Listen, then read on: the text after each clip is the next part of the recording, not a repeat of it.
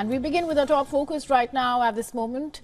As Israeli bombings off the Gaza Strip continues unabated, the Hamas-run Health Ministry has expressed fears of famine for more than 1.9 million displaced people. And the United Nations had earlier said that the quantity of aid supplies entering Gaza is just 10% of what is needed for the territory's inhabitants. The UN also added that 40% of Gazans are at a risk of a famine. Now, these visuals have emerged that show thousands of Palestinians scrambling to get hold of supplies being delivered by United Nations Relief and Works Agency for Palestine refugees.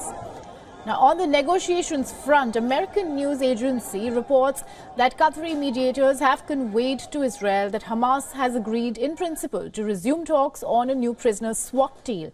And this deal aims to secure the release of more than 40 hostages that are held in Gaza in return for a month-long halt in fighting. Meanwhile, Israeli Prime Minister Benjamin Netanyahu has said that the border zone between the Gaza Strip and Egypt should be under Israel's control. And this as he predicted the war in the Palestinian enclave to last for many months. The Philadelphia corridor, or to put it more correctly, the southern stoppage point of Gaza, must be in our hands. It must be shut. It is clear that any other arrangement would not ensure the demilitarization that we seek. Vowing to bring home all Israelis still held hostage in Gaza, Netanyahu said that the Israeli forces are involved in a complex fight and needed time to achieve its goals.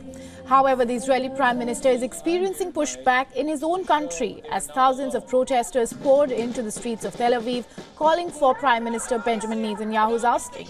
Now, demonstrators rallied for immediate elections over the management of the ongoing war.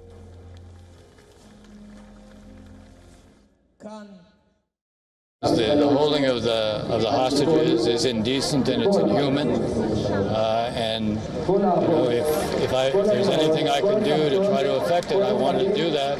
But I also wanted to send a signal to the families that they're not alone.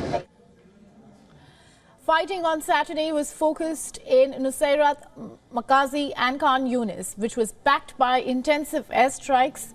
And Palestinian health authorities have said that the bombardment has killed 165 people and wounded 250 others in Gaza over the past 24 hours.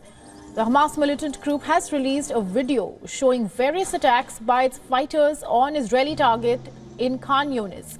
And the video displays Hamas fighters engaging with Israeli tanks, armored vehicles and soldiers. Now, on the other hand, suspected Israeli strikes targeted Syria's eastern region on Saturday, and the overnight airstrike near a strategic border crossing with Iraq killed 19 Iraq-backed militants, as reported by War Monitor. And some of those who were killed were reportedly from Lebanon's Hezbollah militant group, while the others were militants from Syria. Now, the Syrian Observatory for Human Rights said that the strikes targeted military positions in Abu Kamal and its surroundings.